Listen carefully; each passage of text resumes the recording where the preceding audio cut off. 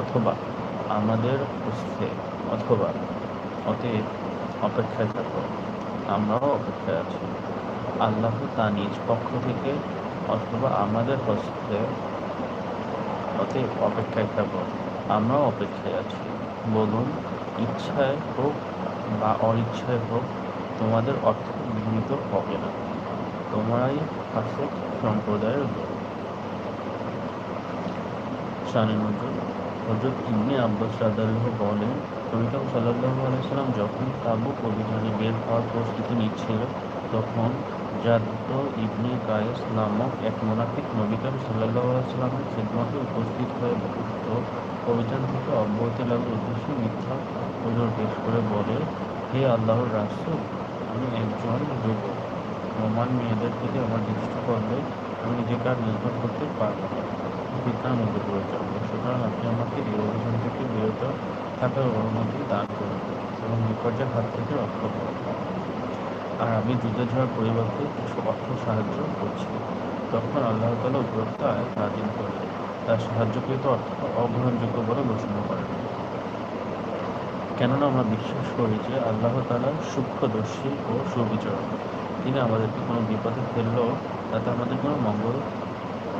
তাতে আমাদের জন্য কোনো মঙ্গল অবশ্যই নিহিত আছে। অতএব সকল অবস্থায় আমাদের জন্য মঙ্গলজনক।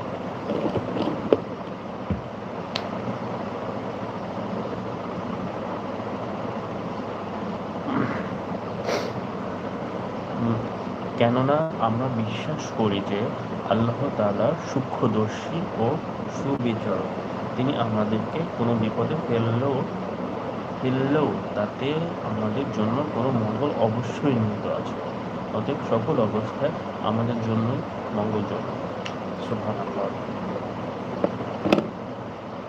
আর তোমাদের দান খয়রাত দ্রুত না হওয়ার এছাড়া আর কোনো কারণ নেই যে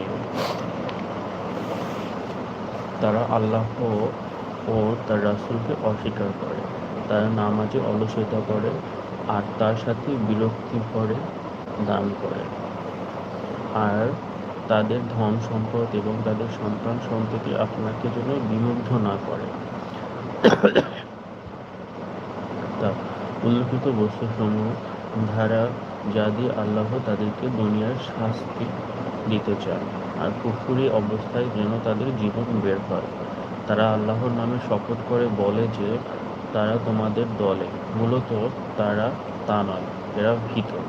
যদি তারা পেত কোনো আশ্রয়স্থান অথবা কোনো গুহা বা লুকিয়ে থাকার সামান্য স্থান, তবে তারা তার দিকে ক্ষিপ্ত গতিতে পালাত।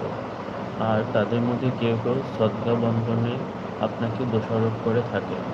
তারপর তা থেকে যদি তাদেরকে কিছু দেয় তবে তারা রাজি, আর না দিলে বিক্ষুব্ধ হয়। আর কতই না ভালো হতো যদি তারা সন্তুষ্ট থেকে বলতো, আল্লাহই আমাদের জন্য যথেষ্ট। আল্লাহই আমাদেরকে স্বয়ং অনুগ্রহ হতে আরও দান করবেন এবং রাসূলও, আমরা আল্লাহর প্রতি আসক্ত। নিশ্চয়ই সদকা কেবল তাদের হক যারা নিঃস্ব, যারা সংশ্লিষ্ট কর্মচারী, যাদের মন জয় প্রয়োজন, দাসমুক্তির জন্য, যারা ঋণগ্রস্ত তাদের জন্য, আল্লাহর পথে মুজাহিদ ও মুসাফিরদের জন্য এটাই আল্লাহর বিধান। আর আল্লাহ সর্বজ্ঞ কৌশলী। শানে নজুল। এ আয়াত আবুল জাওয়াজ নামক এক মুনাফিকের প্রসঙ্গে নাজিল হয়েছে। সে বলেছিল, আরে ভাই, মুহাম্মদ সাল্লাল্লাহু আলাইহি সাল্লামের কাণ্ড তোমরা লক্ষ্য করো। তোমাদের সদকার মাল এই বকরীচারীদেরকে বন্টন করে দিয়ে দিচ্ছে, আর দাবি করছে তিনি ইনসাফ প্রতিষ্ঠাকারী। অন্য রিওয়ায়াতে আছে, হুনাইন যুদ্ধে অনেক হাওয়াসিয়া নামক এক লোক দৃষ্টান্ত করে বলতে লাগলো, মুহাম্মদ ইনসাফ করো। রাসূল সাল্লাল্লাহু আলাইহি ওয়াসাল্লাম তখন বললেন, হে কম বকর, আমি ইনসাফ না করলে খাত নিধন করে দেওয়া হয়েছে। ইনসাফ না করলে কে ইনসাফ করবে? রাসূল সাল্লাল্লাহু আলাইহি ওয়াসাল্লাম তখন বললেন, হে কম বকর, আমি ইনসাফ না করলে কে ইনসাফ করবে? এরই প্রেক্ষিতে এই আয়াত